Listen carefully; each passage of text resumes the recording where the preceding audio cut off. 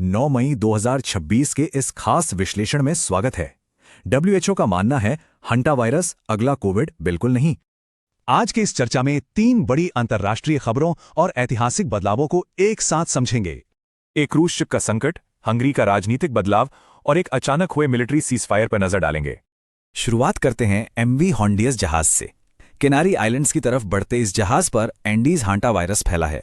WHO के आंकड़ों के मुताबिक अब तक 8 मामले सामने आए हैं, जिनमें 3 की दुखद मौत हुई है।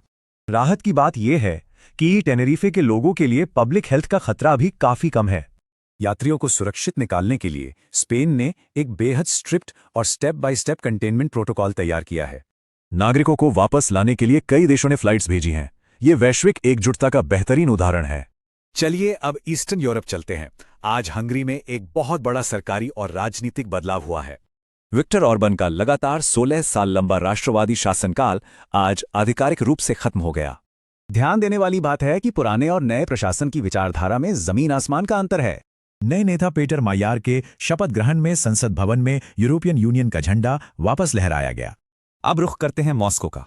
इस साल रेड स्क्वायर पर होने वाली वार्षिक मिलिट्री परेड बिल्कुल बदली थी। सुरक्षा कारणों के चलते बिना टैंक्स के ये छोटा समारोह सिर्फ 45 मिनट में ही खत्म हो गया। भारी टैंक्स की जगह इस बार रशिया ने वीडियो प्रेजेंटेशन से अपनी ड्रोन और न्यूक्लियर क्षमता प्रदर्शित की। इसी बीच रशिया और यूक्रेन के बीच अचानक एक 3 दिन के युद्ध विराम यानी सीजफायर की घोषणा हुई है।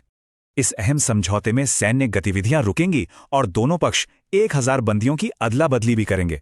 तो कुल मिलाके आज हमने सुरक्षित हेल्थ रिस्पॉन्स, नए राजनीतिक बदलाव और इस अस्थायी सैन्य विराम को समझा। अब सवाल उठता है, आज की ये ऐतिहासिक घटनाएं आने वाले कल की वैश्विक स्थिरता को कैसे आकार देंगी?